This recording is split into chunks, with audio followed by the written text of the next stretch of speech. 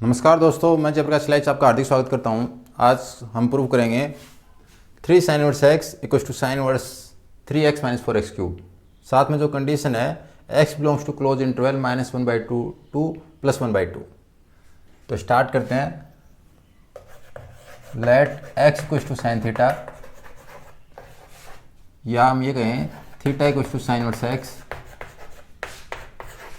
Then हमारी जो right hand side है sine inverse 3x minus 4x cube, उसके बराबर हमें मिलेगा sine inverse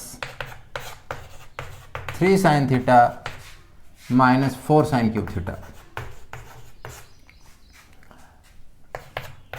sine inverse 3 sine theta minus 4 sine cube theta होता है साइन 3 थीटा। जब भी साइन का फॉर्मूला लिखो तो एक चीज दिमाग में होनी चाहिए, 1 2 3 4, 1 प्लस का, 2 माइनस का, 3 प्लस का, 4 माइनस का, अल्टरनेट साइन। इन दोनों से एक फॉर्मूला बनता है 1 माइनस 2 साइन स्क्वायर थीटा, और इन दोनों से एक फॉर्मूला बनता है 3 sine theta minus 4 sine cube theta. इसके बराबर होता है कोस 2 थीटा, और इसके बराबर होता है साइन 3 थीटा। इस फॉर्मूले को आप थीटा इक्वल्स टू 0 और थीटा इक्वल्स टू 90 रख के भी चेक कर सकते हो। इसको भी आप theta equals to 0 theta equals to 90 रख के चेक कर सकते हो। तो इस प्रकार बार बार प्रैक्टिस करोगे तो ये आपका जो फॉर्मूला है दिमाग में सेट हो जाएगा।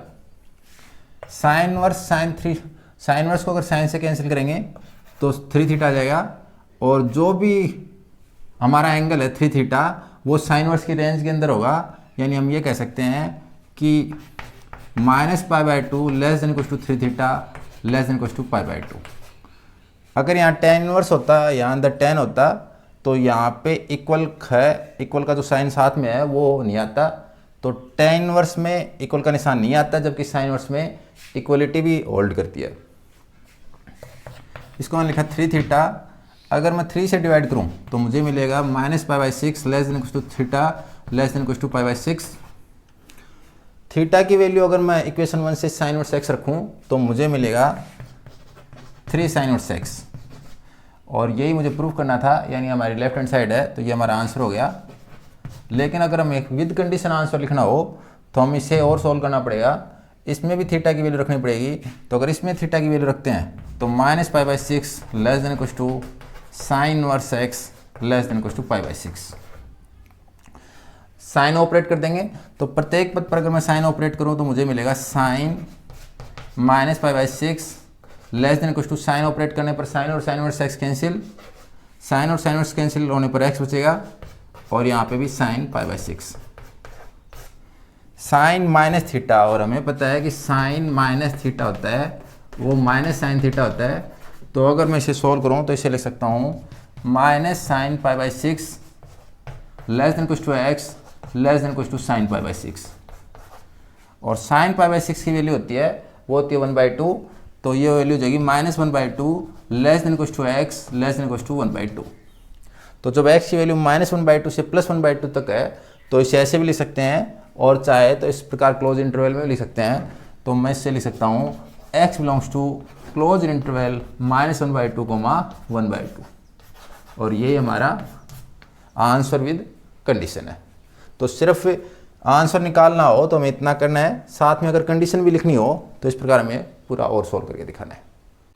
अब हम क्वेश्चन प्रूफ करेंगे 3 cos inverse equals to cos inverse 4x cube minus 3x, और साथ में x पे कंडीशन है कि x क्लोज इंटरवल 1/2 टू 1 के बीच में लाई करता है। तो स्टार्ट करते हैं। Let x equals to cos theta और theta equals to cos inverse x। इसे मैंने इक्वेशन 1 का। देन तब हमारी जो राइट हैंड साइड है cos inverse 4x cube minus 3x है, उसके बराबर होगा cos inverse 4 cos cube theta minus 3 cos theta. इसे मैंने लिखा cos इनवर्स।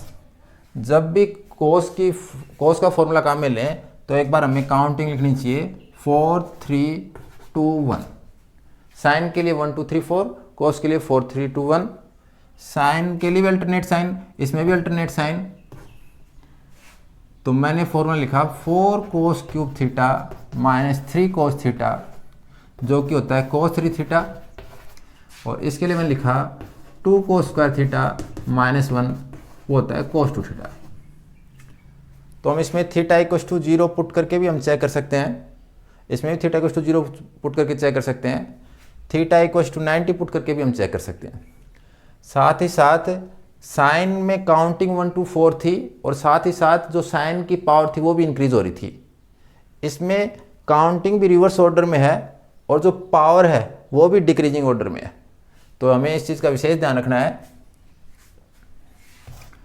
यहाँ पे इसका फॉर्मूला लिखेंगे cos 3 थीटा, cos इनवर्स और cos कैंसिल हो जाएंगे, तो मुझे मिलेगा 3 थीटा। और साथ में थीटा पे जो 3 थीटा है इस पर कंडीशन आ गई कि जो 3 थीटा है वो cos इनवर्स की रेंज में होना चाहिए, और cos इनवर्स की जो रेंज है वो है 0 से पाई तक।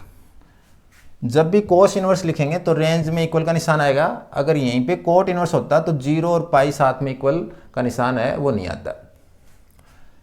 इसे मैंने और सॉल्व किया तो 3 थीटा कोमा 3 से डिवाइड करेंगे तो 0.30 ही होता है, theta less than equal to pi by 3।